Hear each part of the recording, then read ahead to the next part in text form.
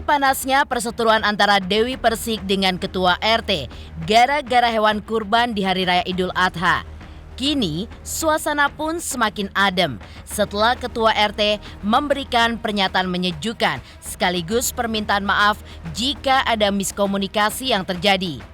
Permintaan maaf itu pun dilontarkan karena ia mengaku merasa malu karena urusan hewan kurban berujung percekcokan. Akan tetapi, menanggapi pihak DP yang menilai Ketua RT-nya masih arogan, seperti apa pesan yang disampaikan oleh Ketua RT kepada sang biduan? Benarkah sang Ketua RT pun merasa masalah sudah selesai, meskipun DP tidak harus menemuinya untuk meminta maaf? Seperti apa reaksi Ketua RT atas kesediaan Farhad Abbas yang dengan sukarela menjadi kuasa hukumnya jika diminta? Menanggapi kisruh antara Dewi Persik dengan Ketua RT, Farhad Abbas pun angkat bicara. Farhad pun mengecam sikap DP yang dinilainya begitu reaktif dan arogan. Lalu, apa yang membuat Farhad pun menyebut jika DP berkuping tipis? Dari pengalamannya sebagai anak mantan Ketua RT, Farhad pun siap pasang badan untuk membela Ketua RT yang berseteru dengan DP jika masalahnya dibawa ke ranah hukum. Lantas seperti apa analisa pakar hukum terkait kisruh antara Dewi Persik dengan Ketua RT lingkungannya yang bermula dari hewan kurban di Hari Raya Idul Adha? Pemirsa, bersama Intens Investigasi, kami hadirkan kabar terkini, terpercaya, dan teraktual. Tetapi sebelumnya, jangan lupa untuk like, subscribe, dan juga share channel YouTube ini.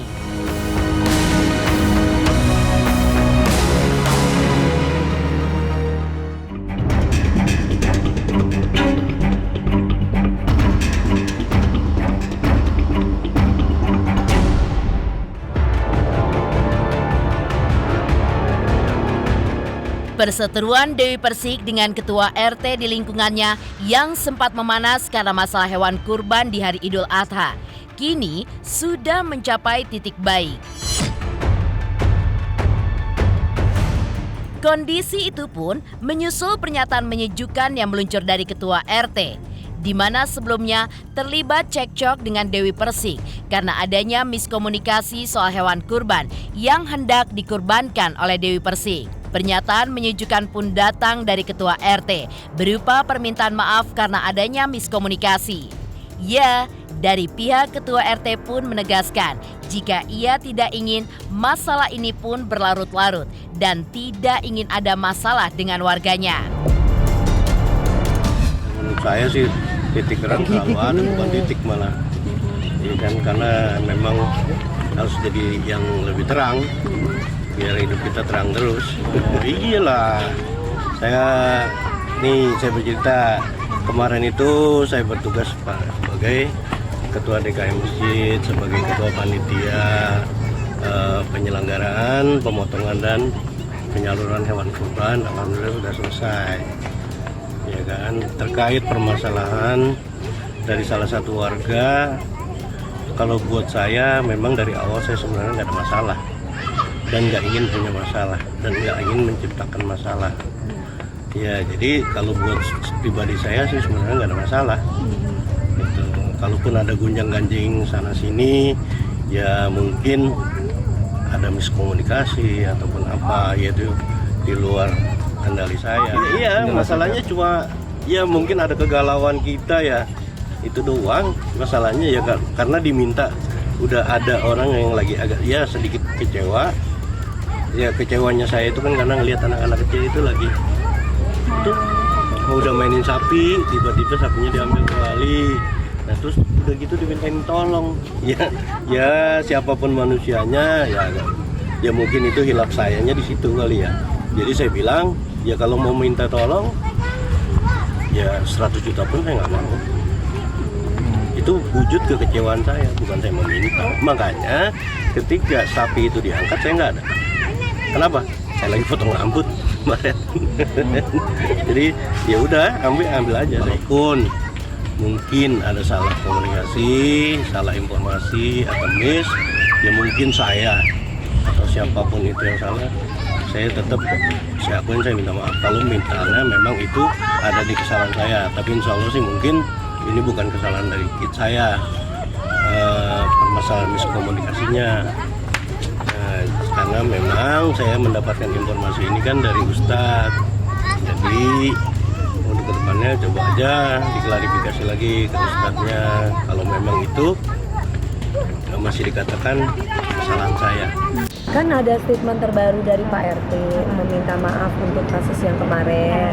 Ya aku sih juga harus bisa memaafkan dan meminta maaf juga dong. Karena memang kan beliaunya juga mengakui adanya miskom antara beliau dengan saya, di mana urusannya dengan Pak Ustadz gitu. Jadi kalau masalahnya saya kan urusannya saya kan kemarin dengan Pak Ustadz gitu.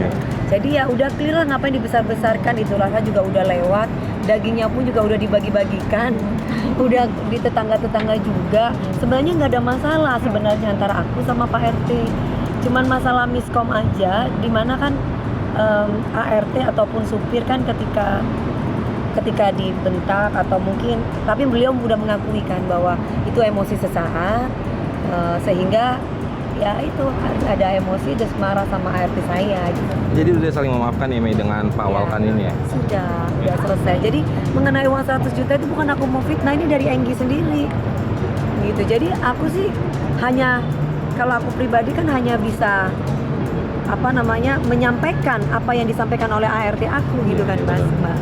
Miskomunikasi terkait penyerahan sapinya. Meski pihak Dewi Persik masih menunjukkan tensi panas, di mana terlihat dari pernyataannya lewat sosial media yang menilai ketua RT-nya arogan. Namun sebaliknya, sang ketua RT pun justru menunjukkan sikap yang lebih bijak.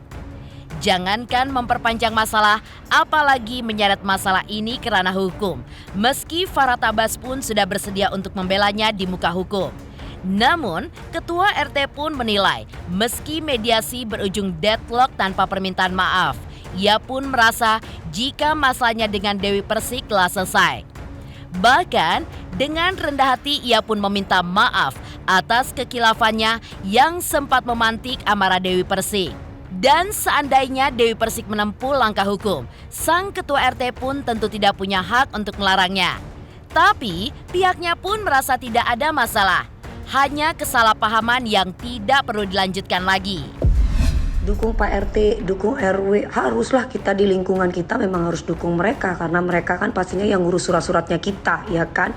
Tapi kalau misalkan orangnya arogan dan orangnya ibaratnya semena-mena, merasa sok berkuasa atau merasa orangnya paling lama tinggal di sini, ya saya tidak bisa kayak gitu kan. Saya bayar pajak di sini, saya juga beli rumah di sini, ya kan, dan saya juga mentaati peraturan-peraturan yang ada di sini.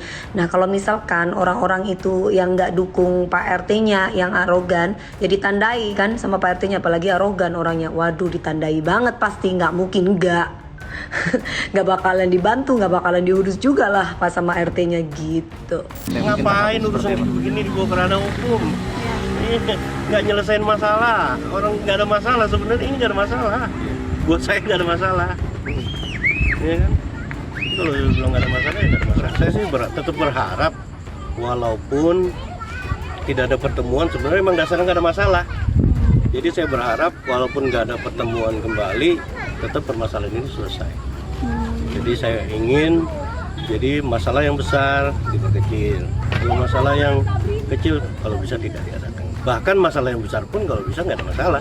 Jadi intinya sekarang saya ini manusia yang ingin tidak bermasalah, damai.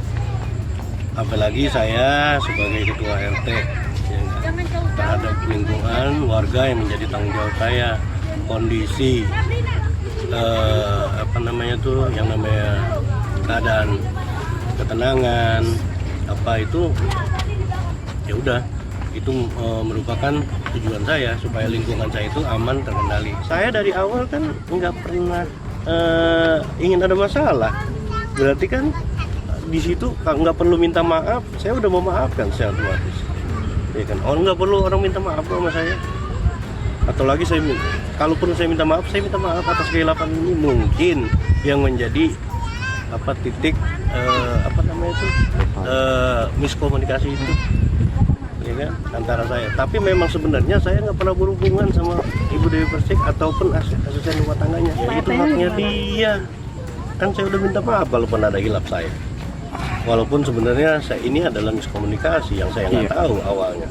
Saya kan begini, saya kan nggak pernah bicara jelek tentang dia, ya kan, dan saya juga nggak mau itu mau masa RT-nya nggak ngejelek-jelekin warganya, ya kan. Yuk, kalaupun itu kan semua di netizen itu juga nggak tahu permasalahannya sebenarnya.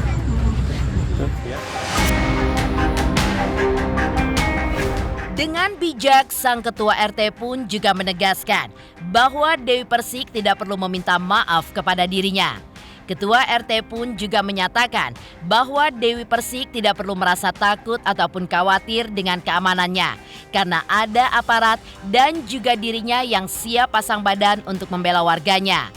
Tetapi di satu sisi, Ketua RT pun juga menganggap jika masalahnya dengan Dewi Persik sudah selesai, bahkan tidak ada masalah sebenarnya. Selayaknya warga yang lain, Ketua RT pun akan tetap menjamin hak Dewi Persik di lingkungan wilayahnya. Berbeda dengan Ketua RT, Dewi Persik masih merasa khawatir apabila nantinya Ketua RT tidak mau membantu atau mempersulit untuk mengurus berkas-berkas kependudukannya. Terus pasti akan ada pertanyaan, terus Mami DP kalau Mami DP ada ngurus surat-surat, terus kemudian Mami DP mau ngurus kemana, kan pasti ke RT. Oke, aku akan ke RT, tapi kalau misalkan RT nih kemungkinan diduga tidak mau ngurus karena kita punya masalah pribadi, ya nggak usah, ya nggak apa-apa. Tinggal aku laporkan aja ke lurah, selesai. Nanti lurah yang ngurus punyaku, ya kan? Dan bagaimana bentuk pertanggungjawaban dia sebagai RT itu kan urusannya lurah. Ya haknya dia. Lagi kalaupun ada yang merusak rumah dia, kan ada aparat, ada saya. Biar bagaimanapun dia warga saya. Memang secara kependudukan Bu Dewi ini kan memang secara administrasi ya. Bukan warga saya, bukan warga karena KTP-nya masih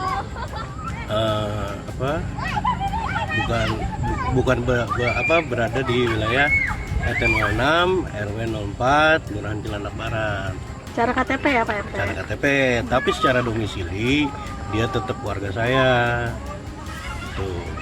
Selama ini juga hubungan kita baik, sebenarnya nggak ada permasalahan apa-apa ya. Kalau pernah ada miskomunikasi, mohon kedewasaan kita lah untuk kedepannya yang lebih baik. Cuma begini, saya selaku itu saya ingin memperkecil suatu permasalahan atau bahkan saya ingin tuh menghilangkan suatu permasalahan. Nggak perlu juga kalaupun hatinya dia udah memaafkan atau saya udah selesai. Saya nggak udah nggak ada permasalahan, ini mah buat saya capek, malu urusan korban. Ya kan? Iya, malu saya diribut-ribut orang nggak ada-adanya semua katanya ya udahlah, udah selesai aja ya. Sebenarnya warga saya juga sama, udahlah Pak RT selesain aja, biarin, kita juga nggak mau ribut-ribut lagi, biar keadaan di wilayah saya itu kondusif dulu, wilayah kita kondusif. Malu ribut-ribut urusan korban itu, malu Bagi warga sendiri? Iya, malu. Walaupun ya sekarang mungkin lagi ini kedepannya kita jadi sahabat, kita jadi ini dia warga saya Ketua RT, kan akhirnya nggak enak. Udahlah yang enak-enak aja ya.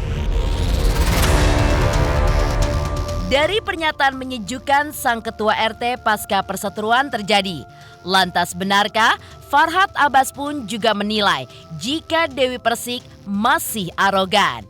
Pemirsa Intens Investigasi, jangan lupa untuk like, subscribe, dan juga share channel YouTube ini. Jangan lupa pemirsa semua untuk saksikan Intens 3 kali sehari. Pokoknya disaksikan terus, jangan lupa like, comment, dan subscribe.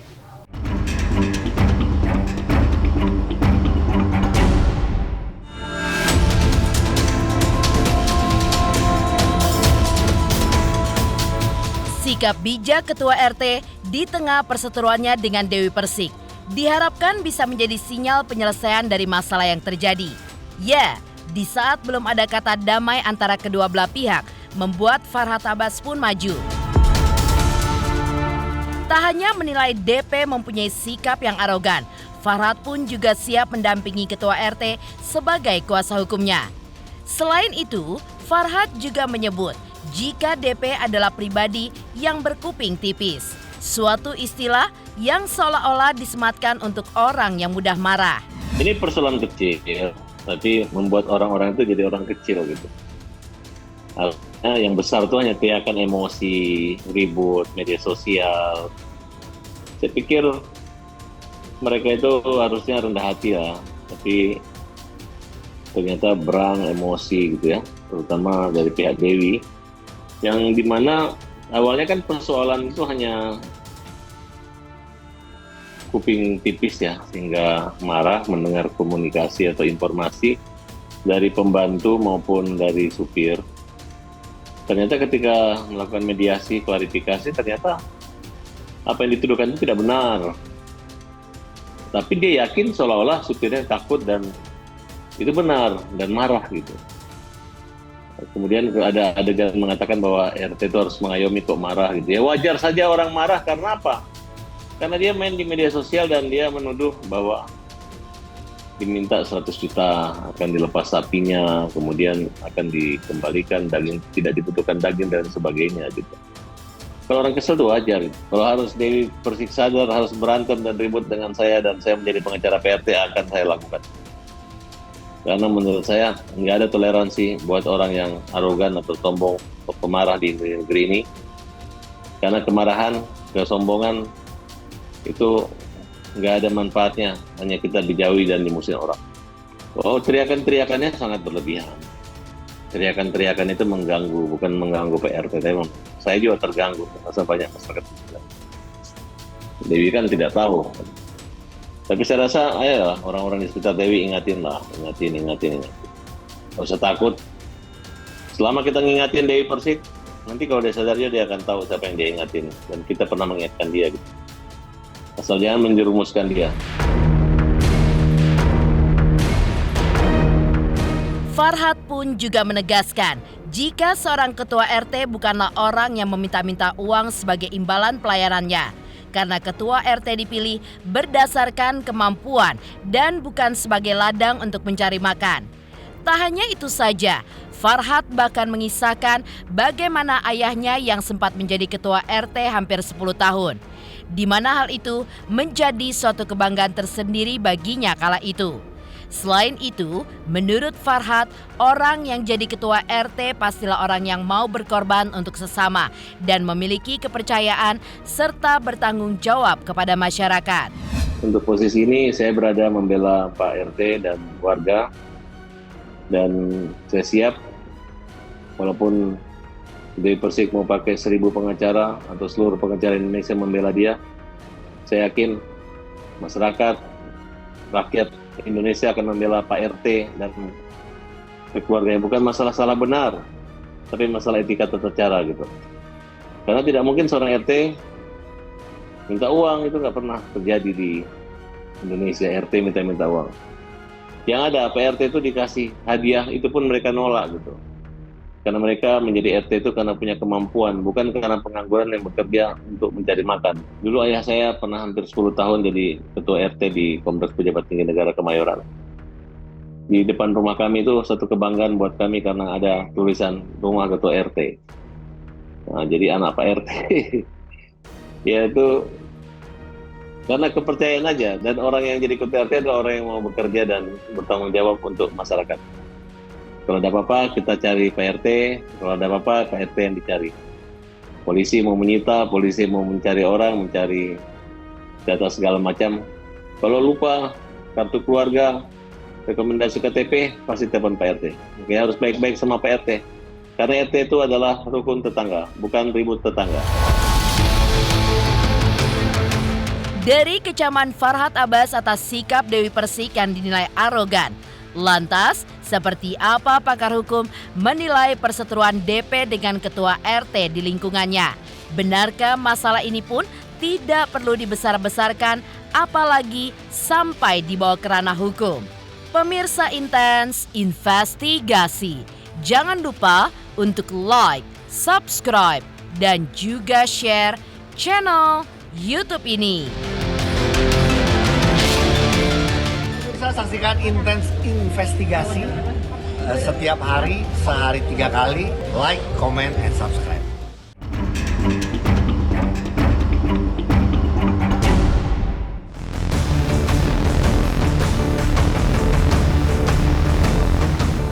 Persoalan Dewi Persik dengan ketua RT di lingkungannya ditelisik oleh pakar hukum sebagai kesalahpahaman belaka. Ya, kesalahpahaman itu pun menimbulkan emosi DP sehingga viral di sosial media. Menurut pakar hukum, masalah ini pun tidak perlu dibawa ke ranah hukum, meski ada kebebasan bagi setiap warga negara untuk melakukan hal tersebut. Pakar hukum pun juga menganjurkan agar masalah ini diselesaikan dengan cara silaturahmi dan juga mediasi dengan menghadirkan tokoh masyarakat serta kedua belah pihak yang perlu menurunkan ego masing-masing. Hal itu pun dilakukan agar kedua belah pihak dapat saling memaafkan, saling mengasihi, dan jujur untuk mengakui kesalahan masing-masing. Saya coba menjelaskan konstruksinya, kira-kira apa sih yang menjadi dispute gitu loh antara public figure yang namanya DP dengan Pak RT. Sebenarnya kalau menurut saya hanya satu, hanya miskomunikasi. Karena apa? Karena kurban itu adalah hak dari seorang pengkurban, mau diletakkan dimanapun. Namun jangan salah, pada saat apakah itu sapi, apakah itu kambing, sudah diletakkan di sebuah tempat dan umumnya di masjid, secara hukum kebiasaan itu adalah kurbannya di tempat tersebut.